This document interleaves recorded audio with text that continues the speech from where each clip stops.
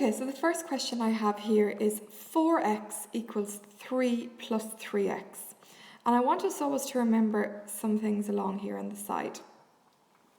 The first things that we need to remember is within the equals, on one side we would like our letters, and on the other side we would like our numbers.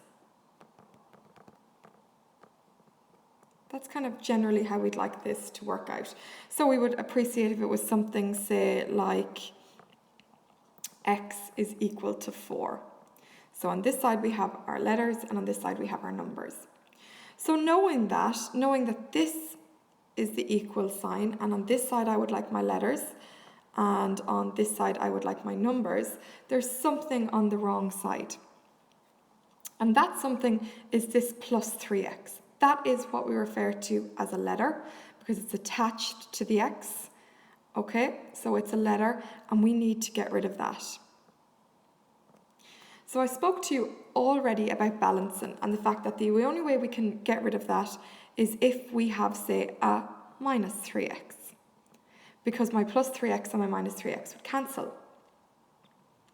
But what I do to one side, I must do to the other. So I'm going to have a minus 3x on that side.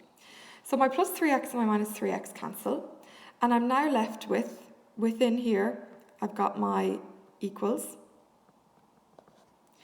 And on this side here, I have 4x minus 3x, which is just 1x, or just x. And then on this side, this is all gone, and so the only thing I have left is 3. And so I've solved that now. I just have my letter on this side, and I have my numbers on this side. The second example I have here is minus 8p equals 4 minus 4p. And again, just along the side here, I'm going to write, I would like my letters to equal my numbers. So I would refer to this here as a letter, because it's a minus 8 attached to the p. I would refer to this as a number, and I would refer to this one here, the minus 4p, as a letter.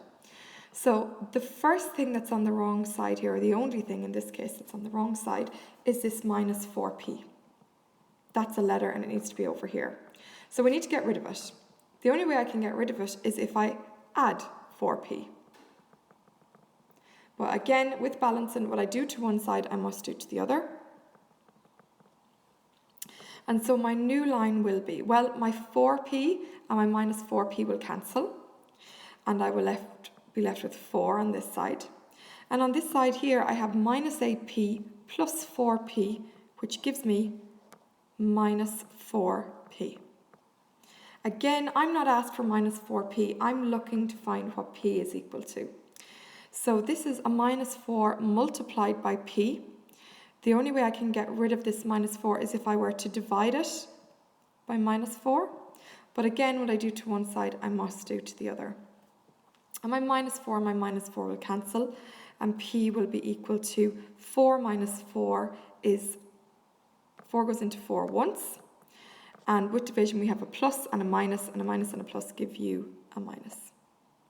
So those rules again, just to remind you, is if it is a minus multiplied by a minus, it gives you a plus, and if it is a minus divided by a minus, it gives you a plus. If it is a minus multiplied by a plus, it gives you a minus. And if it is a minus divided by a plus, it gives you a minus. And so here we have a plus divided by a minus. It's just a rearrangement of this one here, and we get a minus. Remember, these rules only work if you are multiplying or dividing. I got asked quite a few questions about this sum here. I'm not sure what number it is.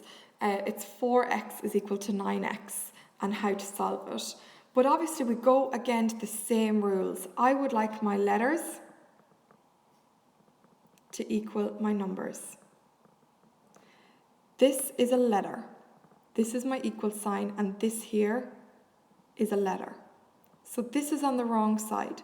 I need to get rid of it. The only way I can do that is if I have, this is a plus 9x, if I have a minus 9x. That will get rid of it.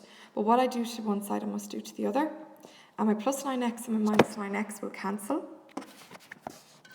And I'm now left with 4x minus 9x, which is minus 5x, equals, and all of that's gone, and there's nothing else here, so I will just write 0. Again, I'm not asked to find minus 5x, so I need to get rid of it, but this means minus 5 multiplied by x. The only way I can get rid of it is if I divide by minus 5.